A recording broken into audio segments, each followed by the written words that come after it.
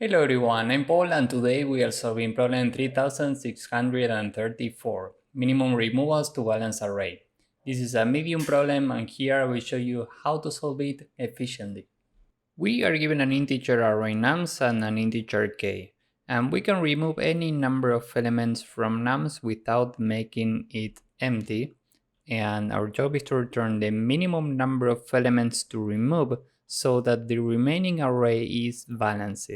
And here we have the requirement for a balanced array.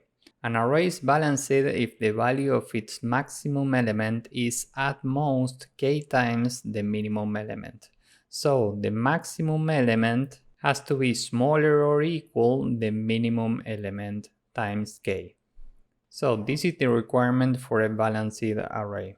Now let's say that we are given this input. If we take the minimum element here, it's 1. And 1 times k, meaning 2, is equal to 2. And the maximum element in this array is 5. And here 2 is smaller than 5, so we don't meet this condition. Here the minimum element times 2 is smaller than the maximum element.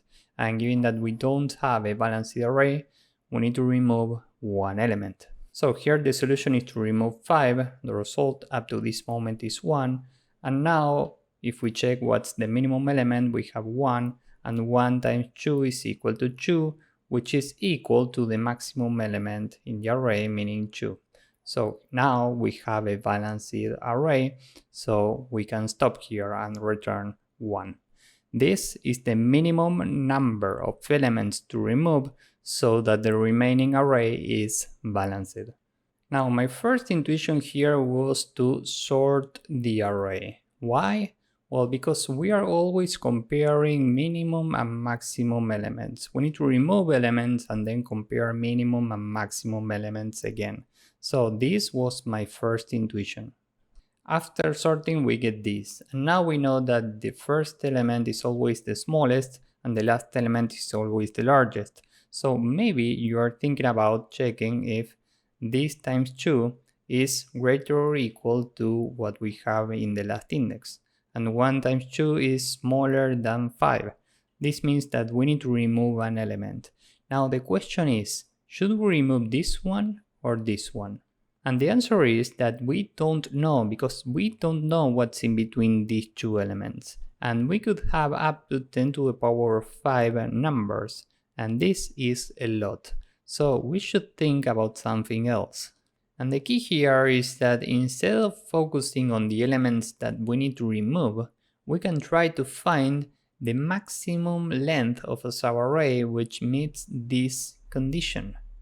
And from this, it's very easy to remove the rest of the elements. So for this example, the maximum length of a subarray which meets this condition is given by these two elements. And by knowing this, we can remove the remaining elements. So that's how we get 1 for the result.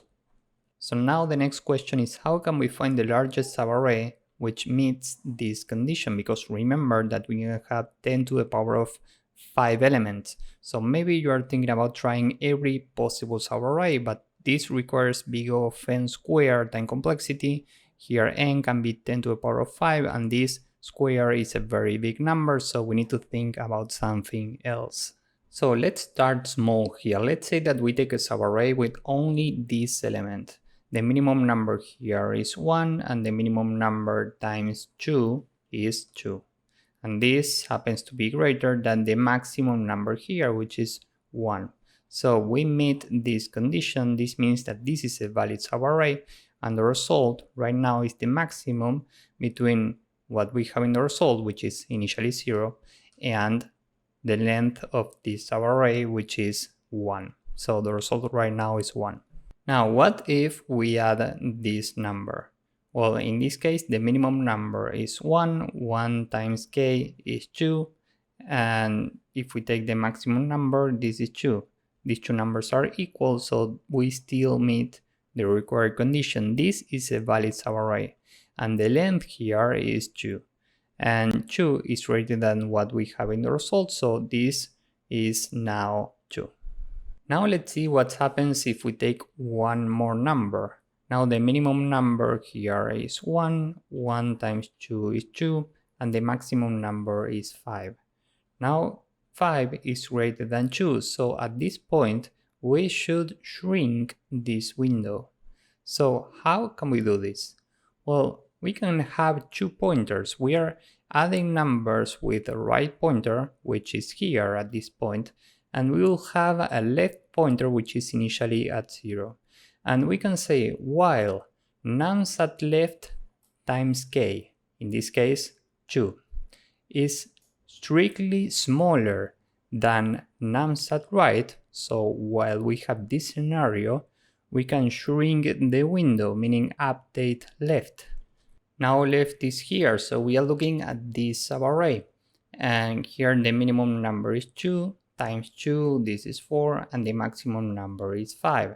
And given that 5 is still greater than 4, we need to shrink this even more, so we update left again. Now left is equal to right, so we are looking at this subarray. Here the minimum number times k is 10, and the maximum number is 5. And 10 is greater than 5, so we meet the condition. This is a valid subarray, and the length of this is given by right minus left plus 1. Here this is index 2, and 2 minus 2 plus 1 is equal to 1, meaning the length of this subarray is 1. And the maximum between 1 and 2 is 2, so we keep 2 here. Now we can update right, and we are out of bounds, so we end the loop here. And this is the maximum length of a balanced subarray. So you tell me, how do we get the result? We need to return the minimum number of elements to remove. So if the total length here is 3, we can do 3 minus the maximum length of this array, and the result is 1. So this is basically the entire approach. Instead of trying every subarray here, we are using the right pointer to get the maximum length of a valid subarray ending at this right bound. Okay? And given that we only update left whenever it's necessary and we never go back, this means that we are scanning this entire array from left to right. So overall time complexity for this part is big O of n, and overall time complexity for the entire approach will be given by sorting. Remember that the first step is to sort this, and this is big O of n log n. This is the required time complexity for sorting, and space complexity is big O of n, because this is required for sorting in Python. So with this in mind, now let's go with the code. First, n is the length of nums, and we need to sort this, so nums.sort, and the maximum length of a balanced subarray is initially 0. And remember that finally we need to return the total amount of elements minus this maximum length. And we need to iterate the array with 2 pointers. Left is initially 0, and for every right in range n, first we might have to shrink the current range. And remember how we do this. We can say while left is smaller than right, and nums left times k is strictly smaller than nums right. Well, in this case, we can update left to the next index.